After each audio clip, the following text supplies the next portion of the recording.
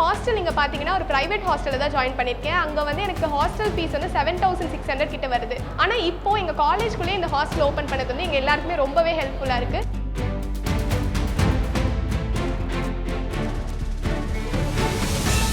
எங்களுக்கு இங்கே emergency button இருக்குது.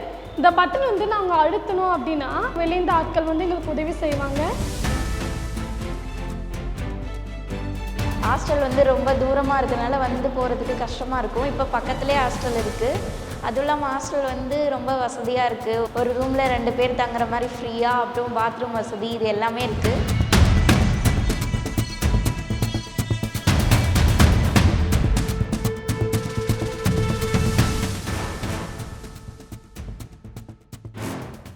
வணக்கம். நான் ராணிமேரி கல்லூரியினுடைய முதல்வர் முனைவர் பா உமா மகேஸ்வரி. இன்றைக்கு ராணிமேரி கல்லூரியினுடைய வரலாற்றில் ஒரு மைல்கல். சுமார் 42 கோடி மதிப்பீட்டில் கட்டப்பட்ட மாணவியருக்கான விடுதியை மாண்புமிகு முதலமைச்சர் இன்றைக்கு திறந்து வைத்து தமிழ்நாட்டில் உள்ள பல்வேறு உயர்கல்வித்துறை சார்பாக கட்டப்பட்ட கட்டிடங்களையும் திறந்து வைத்து மாண்புமிகு நாடாளுமன்ற உறுப்பினர் திரு வில்சன் அவர்கள் நிதி உதவியின் கீழ் வெகு விரைவில் கட்டப்படவிருக்கும் கலைஞர் கலையரங்கத்திற்கு அடிக்கல் நாட்டு விழாவும் இன்று நடந்தேறி இருக்கின்றது. இதே கல்லூரியில் கடந்த 2022ஆம் ஆண்டு மாண்புமிகு முதலமைச்சர் தலைமையில் 104வது பட்டமளிப்பு விழா நடந்தபோது மாண்புமிகு முதலமைச்சரிடம் 110 ஆண்டுகளை கடந்த இந்த கல்லூரியில் ஒரு மாணவியர் தங்கி படிப்பதற்கு ஏதுவாக ஒரு விடுதி வசதி இல்லை என்று ஒரு கோரிக்கையை அவர்கள் முன் வைத்திருந்தோம். அதை உடனே செவிமடுத்து பட்டமளிப்பு விழாவின் போதே வெகு விரைவில் 42 கோடி செலவில் உயர்தர மாணவியர் விடுதி கட்டித்தரப்படும் என உறுதி அளித்து ஒரு பட்டமளிப்பு விழாவில் அறிவிப்பு வெளியிட்டு அடுத்த பட்டமளிப்பு விழாவில் வருவதற்குள் 7 மாடி கட்டிடமாக இன்று எந்த அரசு கல்லூரியிலும் இல்லாத வகையில் மாணவியருடைய விடுதி கட்டிடமானது இன்று வானோங்கி உயர்ந்து நிற்கின்றது. 1914ஆம் ஆண்டில் சுமார் 33 மாணவியரோடு ஆரம்பிக்கப்பட்டது ராணிமேரி கல்லூரி.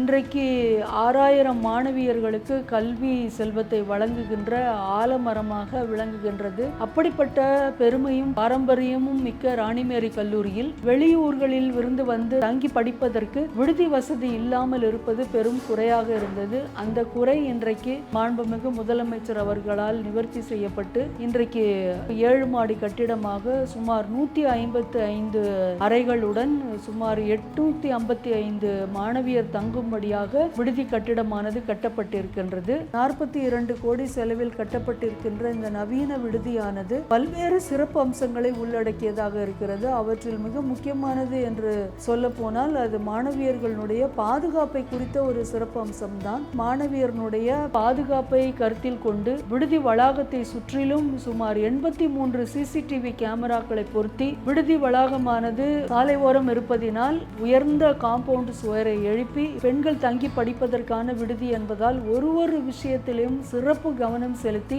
எந்த ஒரு அரசு கலைக்கல்லூரியிலும் இல்லாத அளவிற்கு ஒரு விடுதி கட்டிடமானது இன்றைக்கு உருவாகி இருக்கின்றது. அது மட்டுமல்லாமல் முன்பு இருந்த விடுதியில் சமையலறை கூடமாகட்டும் உணவருந்தும் கூடமாகட்டும் சாதாரணமாக இருந்தது. ஆனால் தற்போது உள்ள விடுதியில் சமையலறை கூடமானது மாடுலர் கிச்சன் என்பார்களே அந்த மாதிரி நவீன சமையலறை உபகரணங்களை கொண்டு அமைக்கப்பட்டுள்ளது. அது மட்டுமல்லாமல் உணவருந்தும் கூடத்தில் ஒரே நேரத்தில் 100 மாணவியர் அமர்ந்து உணவருந்தும்படியும் வெகு விரைவில் இந்த விடுதியில் உடற்பயிற்சி கூடம் மற்றும் ரெக்ரியேஷன் ஹால் என்பார்களே அதுவும் அமைப்பதற்காக முயற்சிகள் மேற்கொள்ளப்பட்டு வருகின்றது. எங்கள் கல்லூரியில் வருடம் சுமார் 50 மாற்றுத்திறனாளி மாணவியர்கள் பயின்று வருகின்றனர். அவர்கள் வெளி இடங்களில் தங்கி படித்து வருகின்றனர். அவர்களுக்கு கல்லூரியிலேயே தங்கி படிப்பதற்கு ஒரு வசதி ஏற்படுத்தி தர வேண்டும் என்பதற்காக மாண்புமிகு முதலமைச்சர் அவர்களுடைய வழிகாட்டுதலின்படி தரைத்தளம் முழுவதும் பார்வையற்ற மாற்றுத்திறனாளி மாணவியர்களுக்காக உருவாக்கப்பட்டு கிட்டத்தட்ட 10 அறைகள் அவர்களுக்கு ஏற்ற வகையில் அனைத்து நவீன வசதிகளுடன் உருவாக்கப்பட்டிருக்கின்றது என்பது இந்த விடுதி கட்டிடத்தினுடைய கூடுதல் சிறப்பம்சமாகும். நான் வந்து ஹாஸ்டல் நீங்க பாத்தீங்கன்னா ஒரு பிரைவேட் ஹாஸ்டல்ல தான் ஜாயின் பண்ணிருக்கேன். அங்க வந்து எனக்கு ஹாஸ்டல் ஃபீஸ் வந்து 7600 கிட்ட வருது. நான் ஒரு பிரைவேட் ஹாஸ்டல்ல இருக்கும்போது நான் சேஃப்டியா இருக்கேனா அப்படின்ற ஒரு கன்சர்ன்லாம் எங்க வீட்ல இருக்கு. அதே மாதிரி அங்க இருக்க ஹாஸ்டல் ஃபுட் வந்து எனக்கு ஒத்துக்காம நிறைய வந்து ஹெல்த் இஷ்யூஸ் வந்துட்டு இருக்கு. ஆனா இப்போ எங்க காலேஜ்குள்ளே இந்த ஹாஸ்டல் ஓபன் பண்ணது வந்து எங்க எல்லாருக்குமே ரொம்பவே ஹெல்ப்ஃபுல்லா இருக்கு. எங்களுக்கு இங்கே எமர்ஜென்சி பட்டன் இருக்குது.